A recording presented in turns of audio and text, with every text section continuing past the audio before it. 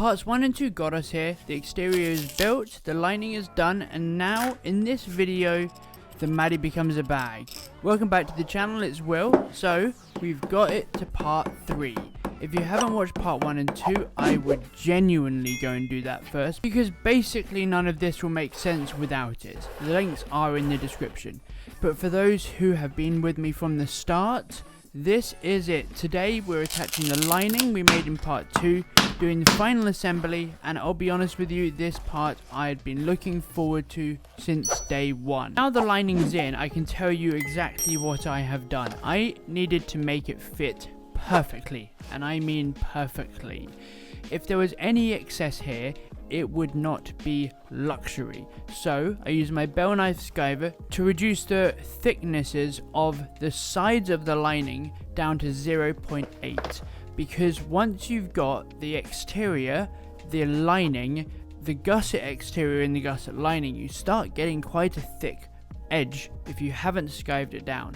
Now I do a slightly different base technique to most other leather crafters. I use a bonded leather and Velodon mix. So I do bonded leather, another layer of bonded leather, and then Velodon, and then another layer of bonded leather. And the reason I do that is really simple. If you sandwich 2 layers of bonded leather over Velodon, it becomes ridiculously stiff. The base will never, well, the base is very unlikely to ever bend. The top edge you cannot perfectly polish and paint after you've put the gussets in. It's impossible because you've got an overstitch. So you have to properly paint and polish the front edge before you do anything else. And then once that is perfectly polished, and I use a Uniter's edge paint, it is time to glue it in. Now, along with the edges being nice and thin, we have to do something called gluing on a curve. What is that? So if I was just to glue this flat as it is, so bend the lining over, glue it to the exterior, when the bag is folded in half, essentially at 180 degrees on top of itself, you'll have more wrinkles than a 95-year-old. It will be atrocious. So what do? We glue it on a curve. The front we do completely flat, making sure from the center outwards you've taken all of the wrinkling out. There will be some wrinkling on the exterior just because it's much on the edges, just because they're much thinner, so they will wrinkle as you pull the leather out, as you stretch the leather out. And then it's time to put the base at a 90 degree. That way, when it's folded in half, there's no wrinkle at the base of the front where it meets the floor of the bag. And then we do exactly the same thing for the back panel. You may have noticed that I have not actually glued the flap lining down yet, and that is for a very simple reason. I didn't know how far over it would curl because I've never made this bag before. Nobody has. So I needed to make sure that I was gluing the right parts, because obviously I also have the lock to contend with, and the lock needs to be glued down fully so that the lining doesn't peel away from the exterior. After that's glued in place, we need to trim it, because when you attach the gussets, you want it to be as flat as possible to reduce as much sanding as you can. So we trim off the lining excess before we do anything else. Now, if you've been watching this channel for a while, if you haven't, subscribe by the way, but if you've been watching this channel for a while, you'll know you have to scratch off the surface of finished leather, otherwise the glue won't adhere properly. It's not so much of an issue with veg tan leather because most veg tan leather doesn't have a heavy surface coating, but chrome tan leathers do.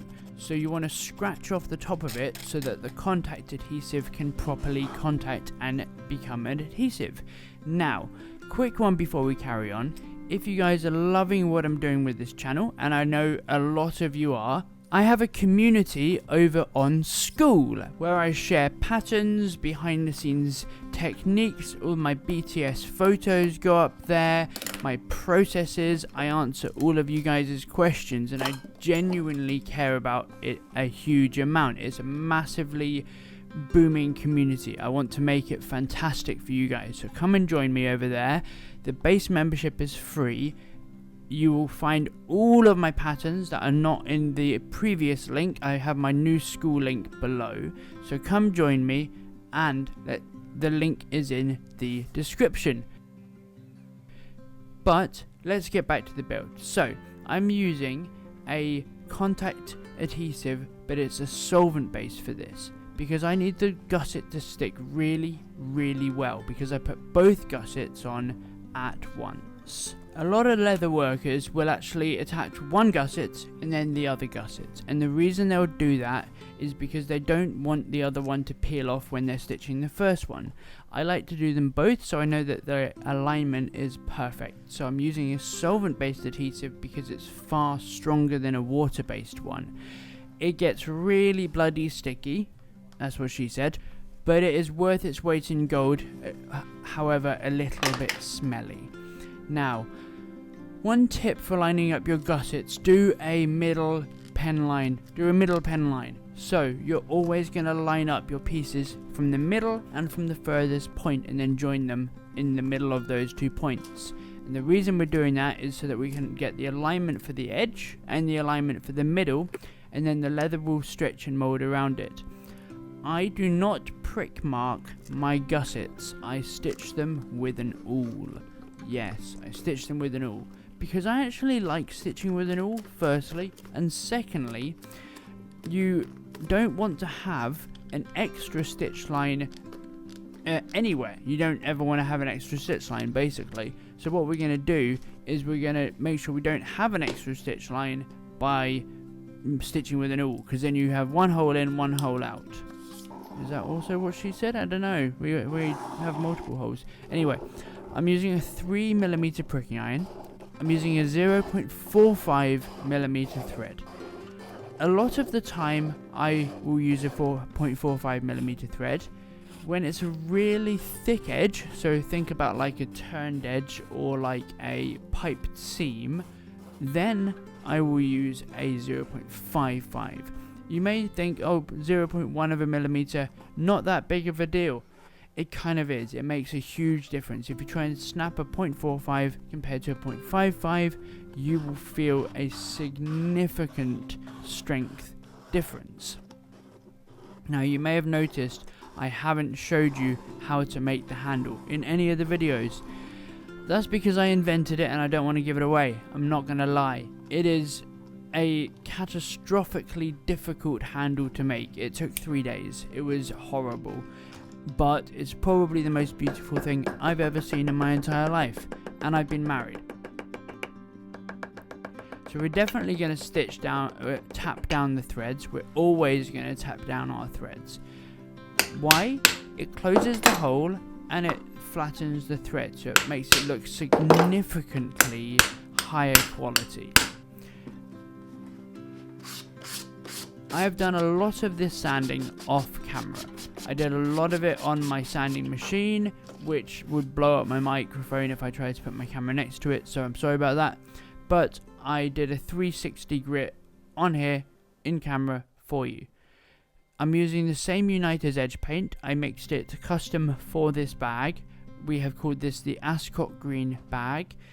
I am about to do a full beginning to end, step by step, literally everything you could possibly ask about edge painting over on my Skool community.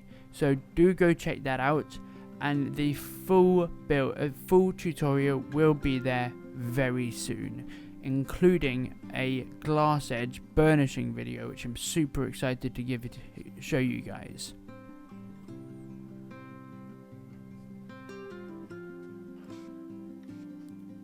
This first coat of edge paint has to be really heavy. I'll go more into depth on my Skool account, my Skool community, but this first coat of edge paint has to be quite thick. It's the base coat, and a lot of this will be sanded off. A lot of this will no longer be there after we have put the first coat down and sanded it off. So we have to put quite a lot down. A lot of it will be absorbed into the fibres. It will help fill some of those cracks, because there's always cracks. Everyone has a crack or two if you're a bit of a... Yep. The pinch on the gusset, I'm sorry I forgot to film. I am sorry about that. Basically, I folded the gusset in half and stitched it from the lining side to lining side, and I stitched it with a brown thread to match the lining so that it wouldn't look a bit weird with the green thread inside. That's basically what I did.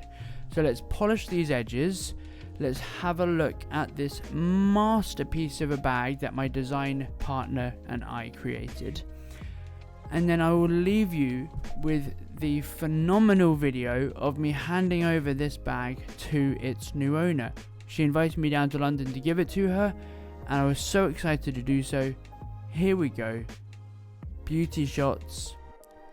Beautiful. And then you will see me handing it over to the owner. I'm not going to tell you her last name. Her first name is Maddie, as you can tell by the name of the bag. Thank you so much for joining me today. Have a phenomenal weekend. Take care.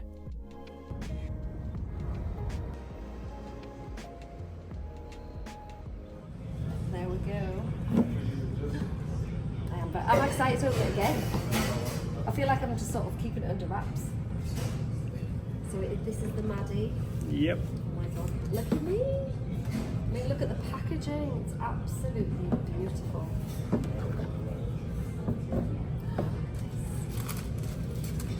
I'm like a bit nervous about it, really. I'm excited. I don't think I've ever had anything as exciting.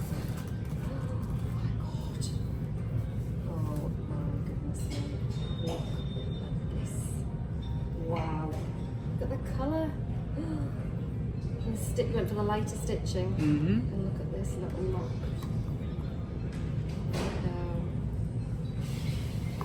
The Maddie. And then we can, so this is the special handle. What we're calling this again, the